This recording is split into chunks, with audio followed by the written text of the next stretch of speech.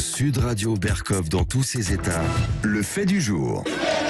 Et ceux que vous entendez exulter sont des partisans de l'ancien président Jair Bolsonaro qui venait de prendre possession par la force des lieux du pouvoir dans la capitale du pays, Brasilia. L'Assemblée nationale, la Cour suprême, le palais présidentiel qui était occupé par ces manifestants. Ils avaient convergé vers la capitale par plusieurs milliers. On parle de 3 à 4 000 manifestants. La police a été rapidement débordée. Ils sont entrés, ils ont saccagé plusieurs endroits avant d'en être délogés. Tentative de coup d'État ou pas tentative de coup d'État? Juste une manifestation qui a débordé ou quelque chose de fondamentalement plus grave? On en parle avec notre invité, Charles-Henri Chenu. Bonjour à vous. Bonjour. Et bienvenue sur Sud Radio. Vous êtes avocat, fondateur du cabinet Chenu Oliveira et vous êtes consul honoraire du Brésil en France.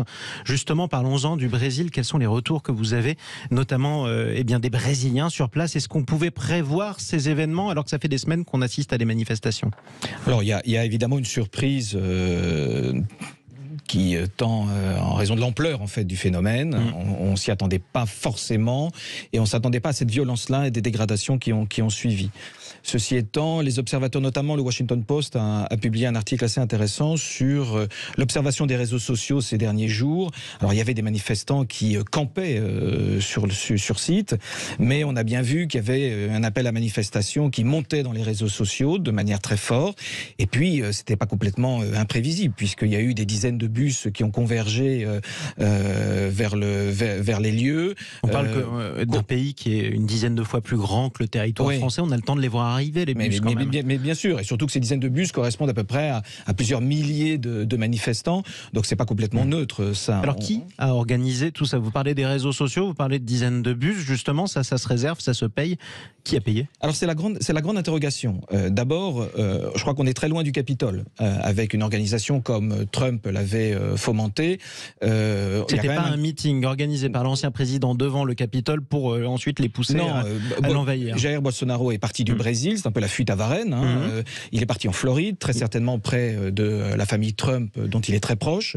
Maintenant, est-ce qu'il est en arrière-main? Personne ne le sait. Il a été suffisamment discret, si c'est le cas, à l'occasion. Moi je pense plus qu'on est sur des mouvements plus globaux. L'importance des réseaux sociaux a pu propager les messages, comme on l'avait vu d'ailleurs sur l'élection présidentielle, et puis une forte présence des évangélistes et une forte présence des lobbies qui ont poussé aussi Bolsonaro à ce résultat à l'élection présidentielle qui était quand même très inattendu. On pensait que Lula allait faire plus. Normalement, Lula, d'après les premiers sondages, aurait dû gagner largement. Il a gagné de manière assez serrée. Vous avez parlé d'appel à manifester, mais appel à manifester pourquoi? Qu'est-ce qu'il voulait? Il voulait renverser le président. Lula, le président élu, il conteste son élection. Certains parlent de fraude. Oui, ce sont toujours les mêmes arguments, c'est-à-dire que ils soutiennent que l'élection a été volée en raison des fraudes électorales. Il faut quand même se souvenir que Bolsonaro a été élu par le même système, et notamment des votes électroniques, et que le Brésil est très aguerri à ce système de vote électronique, et que ça a toujours très bien marché. Il y a eu des tentatives d'ailleurs de saisir la justice brésilienne qui s'est prononcée défavorablement à ces requêtes d'annulation pour fraude électronique. Donc je pense que le débat là est fermé. Donc il n'y a pas eu de fraude. En tout cas, l'élection n'a pas été volée grâce à des fraudes. Je crois qu'assez objectivement, on peut dire que non. Et malgré tout, ils y croient. Pourquoi ? Parce qu'il y a un fanatisme qui est poussé aussi par le milieu évangéliste qui est déraisonné et davantage poussé par des éléments passionnels plus que de réflexion pure. Vous avez parlé de lobby également. Quel lobby ? Les lobbies qui ont permis à Jair Bolsonaro d'obtenir le résultat qui était inattendu, c'est le lobby agroalimentaire, très certainement, le lobby des armes. Alors, c'est-à-dire, parce que, on n'imagine pas, par exemple, en France, Danone permettre à un candidat à la présidentielle de faire un bon score. Donc, ça veut dire quoi? Lula, on a parlé, le président hier, du lobby agroalimentaire. Comment le lobby agroalimentaire a pu permettre à un candidat, Jair Bolsonaro, de faire un bon score?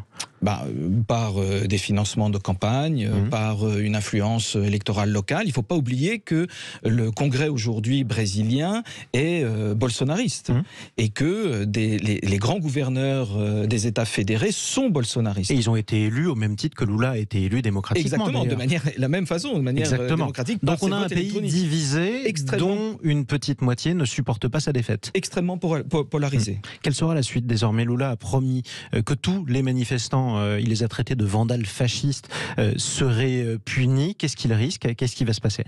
Il risque des poursuites judiciaires selon le code pénal brésilien qui est une atteinte au bien national, des manifestations qui dérapent, enfin ça, l'arsenal très traditionnel. Je crois que le grand défi de Lula, c'est de resserrer ses équipes. On attendait tous la composition de son gouvernement, qui est un gouvernement très hétéroclite. N'oublions pas que son vice-président est son ancien opposant électoral, qu'il a nommé des personnalités qui étaient aussi dans l'opposition, et aujourd'hui on a une coalition, c'est un peu le mariage de la carpe et du lapin. En gros, on a une majorité bancale au Brésil et c'est pour ça que son président élu de justesse est contesté.